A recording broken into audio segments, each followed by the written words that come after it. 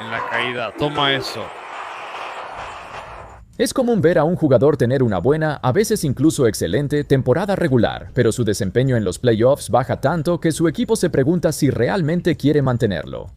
Vimos esto con Jalen Duren, quien tuvo desacuerdos con la directiva de los Pistons sobre cuánto dinero realmente merece, y con Derek White, quien se vino abajo en los playoffs, o Zachary Risoche, quien salió de la rotación de los Hawks. Pero en este video vamos a ver a otros 7 jugadores de la NBA que estuvieron a punto de conseguir un nuevo contrato lucrativo, así que lo dieron todo en la cancha, pero al final no importó. Su valor se desplomó en cuestión de unas semanas, y ahora su futuro en sus respectivos equipos es más dudoso que nunca. Vamos a ver qué les pasó a estos muchachos. Reed Sheppard. No creo que haya habido otro jugador de segundo año que haya sido lanzado al ruedo como Sheppard. Después de que Fred VanVleet se lesionó el ligamento cruzado anterior, antes de que siquiera comenzara su segundo año, Sheppard vio inesperadamente cómo su tiempo de juego se disparó. Básicamente obtuvo todos los minutos de VanVleet y durante el transcurso del año jugó bastante bien.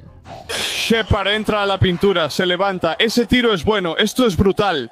Ten en cuenta que es algo pequeño, mide 1.88 pero tampoco es exactamente un armador natural. Los Rockets lo usaron principalmente como un jugador sin balón para recibir y tirar, y se convirtió en su amenaza más consistente de 3 puntos en un equipo que realmente carecía de eso.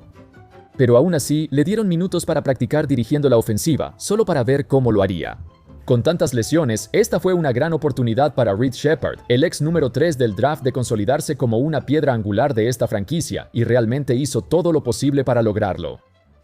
La cosa es que, cuando comenzaron los playoffs de 2026, Sheppard fue lanzado una vez más a un territorio desconocido y se esperaba que rindiera. Esta vez no pudo hacerlo. Casi todos los jugadores en la primera ronda que intentaron al menos 14 tiros por partido, Sheppard tuvo la peor eficiencia por mucho. Tanto su falta de tamaño como su capacidad de creación de juego quedaron expuestas bajo los reflectores. Sheppard no tenía a dónde ir. Excelente defensa. Ese tipo no es un armador real, nunca lo fue, pero tuvo que actuar como uno. Y cuando lo hace, todavía le cuesta conseguir un buen tiro.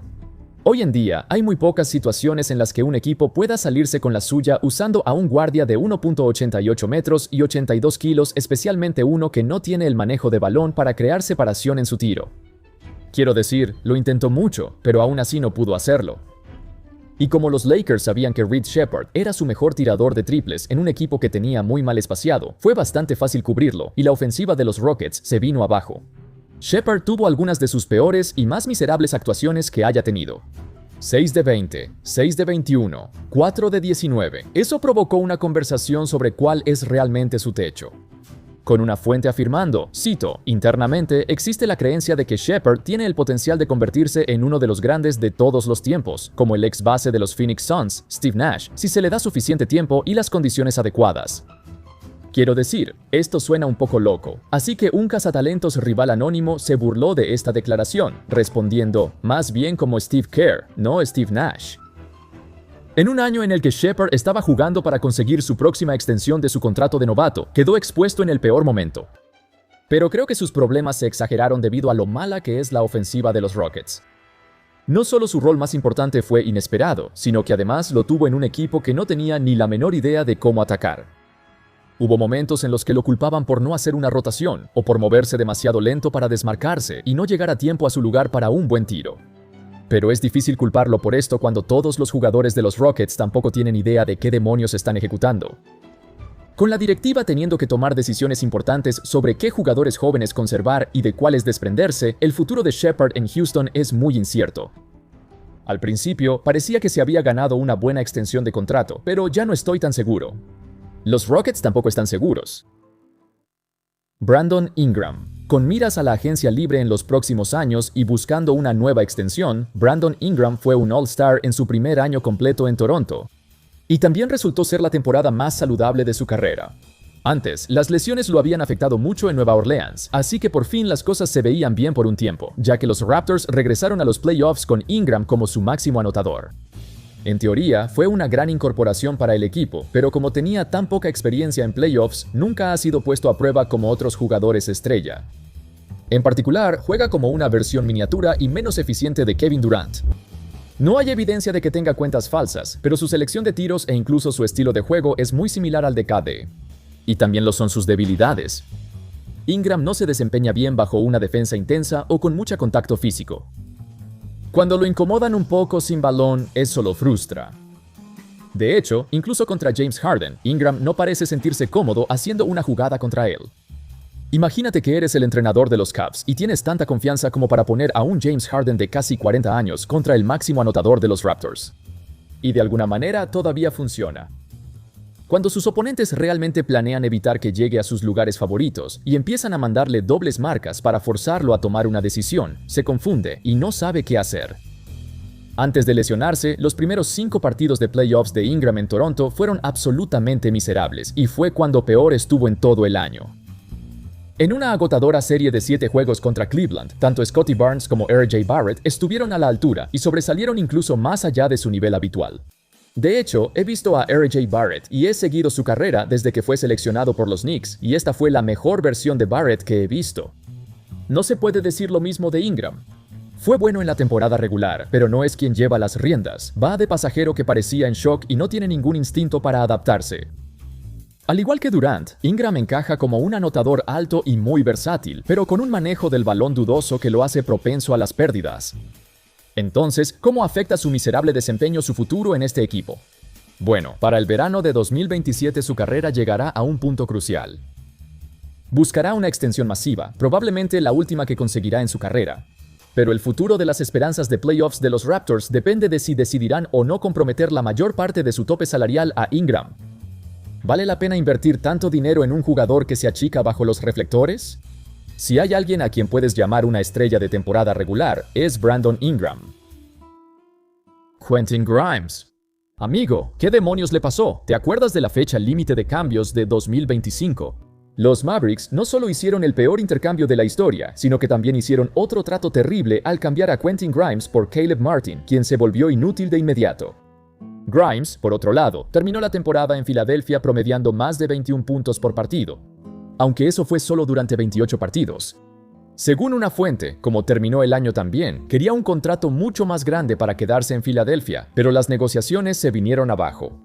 Cito, después de que la parte de Grimes indicara que quería un contrato en el rango de los 30 millones, ambas partes nunca lograron avanzar en un nuevo acuerdo. La discusión entre él y el equipo ha durado un tiempo, pero eventualmente fue demasiado para considerarlo. En cambio, los Sixers le ofrecieron la oferta calificada de 1 año por 8 millones, así que jugará 1 año más en Filadelfia antes de convertirse en agente libre. Básicamente, la temporada 2025-26 fue una prueba para Grimes. Una prueba para ver si realmente merece ser parte del futuro del equipo. Grimes, quien debería haber estado lo suficientemente desesperado como para llevar su juego a otro nivel, en realidad retrocedió. Necesitaba demostrarle a Filadelfia que puede mantener su nivel de juego durante toda una temporada, no solo en una pequeña muestra de 28 partidos. Grimes no pudo hacer eso, y culminó con algunos partidos de playoffs absolutamente horribles, donde se veía inútil en la mayoría de los juegos en los que estuvo en la cancha. Falla tantas bandejas, es una locura. Dejó atrás a Yarmo. Ataca a Hangarza, pero lo falló. Durante varios meses, incluso tuvo la audacia de molestarse por salir desde la banca, pero ¿qué esperaba? No va a ser titular por encima de Tyrese Maxey o VJ Edgecombe. De hecho, ni siquiera es mejor que Kelly Oubre. La oportunidad estaba ahí, y Grimes tuvo casi 30 minutos por partido en la temporada para demostrar que merece el gran contrato que quería, pero lo único que demostró fue que no lo merece. Los Sixers fueron muy inteligentes al esperar y resistirse a sus demandas de 30 millones al año. Era demasiado pronto para comprometer tanto dinero con un jugador del que no estaban seguros. Y resultó que tenían razón. Son decisiones pequeñas como esta las que pueden hacer o deshacer una franquicia. Supongo que al final sí aprendieron algo del contrato de Tobias Harris. Nikola Vucevic. El jugador más viejo que mencionaré en este video, pero definitivamente no el peor. Pero la situación con Vucevic es diferente. A diferencia de los jugadores jóvenes que he mencionado, Vuce realmente no está luchando por su próximo gran contrato. En cambio, él estaba luchando por quedarse en la NBA. Su desempeño en Boston fue importante, porque no solo estaba entrando a la agencia libre, sino porque otros equipos lo están observando de cerca, preguntándose si realmente puede contribuir a un equipo de playoffs, o si ya está demasiado viejo y acabado para seguir jugando. Básicamente, estaba luchando por su carrera en la NBA. Desde el drible. Vucevic, el hombre desmarcado. Simplemente no puede encestar ahora mismo. Vucevic sigue y lo bloquea Cronin. Vooch tiene una de las trayectorias profesionales más interesantes. Durante mucho tiempo fue considerado un jugador de 20 puntos y 10 rebotes. Un hombre grande versátil con una gama tan amplia de habilidades para anotar. Sin embargo, siendo él la figura principal, sus equipos rara vez llegaban a los playoffs. Antes de Boston, solo apareció en 4 series de playoffs en sus primeras 14 temporadas. Como la figura principal en Orlando y Chicago, nunca pasó de la primera ronda en ninguno de los dos equipos. Sus equipos fueron eliminados en 5 juegos en 3 ocasiones diferentes. Así que, cuando llegó a Boston en la fecha límite de cambios, había esperanza de que sus habilidades fueran valiosas en los playoffs. Quiero decir, tiene sentido, ha sido un muy buen jugador por más de una década. Teóricamente, tiene buenas cualidades como jugador, pero no es el tipo de centro que los Celtics necesitan. Además de su defensa horriblemente lenta, Vooch tuvo problemas para integrarse en la ofensiva, porque su presencia en la pintura era más una molestia que otra cosa. Obstruía la ofensiva y sus habilidades de pase no se usaban para nada porque el equipo ya tiene demasiados manejadores de balón. Su último recurso fue hacer que se quedara en la línea de 3 puntos. Y aunque es decente tirando triples, claramente esa no es su fortaleza. Por eso Neemias Queta es mucho más valioso para el equipo que Vucevic. No porque sea el jugador más talentoso, sino porque sus fortalezas encajan mejor en el plan de juego de los Celtics. Existía la posibilidad de que si Vooch hubiera prosperado en Boston, su carrera habría durado al menos 3 o 4 años más. Pero en cambio, parecía que no podía jugar, y su carrera seguramente terminará antes de lo que pensábamos. Anthony Black.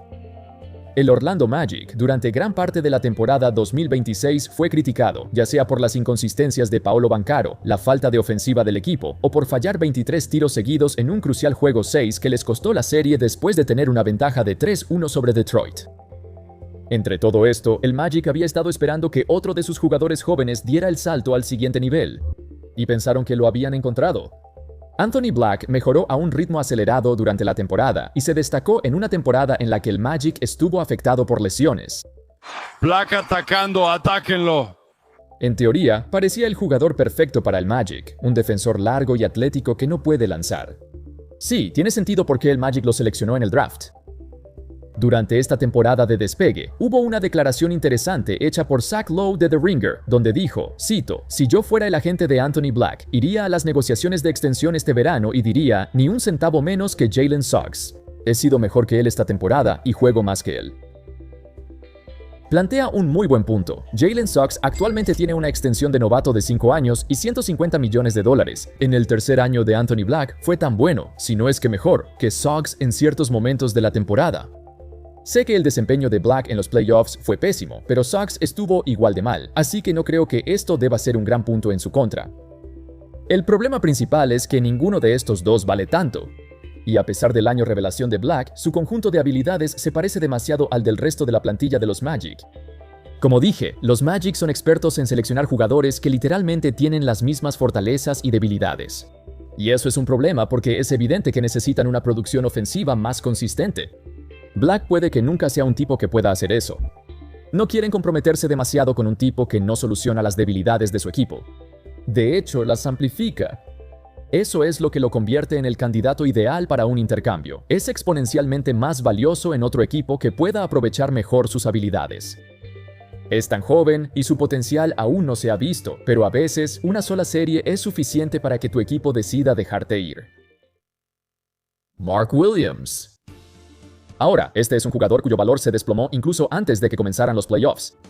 Cada vez que el fanático promedio de la NBA escucha el nombre de Mark Williams, no puede evitar pensar en ese intercambio fallido con los Lakers. Si recuerdas, se suponía que él iría a Los Ángeles después de que acordaron el intercambio con Charlotte.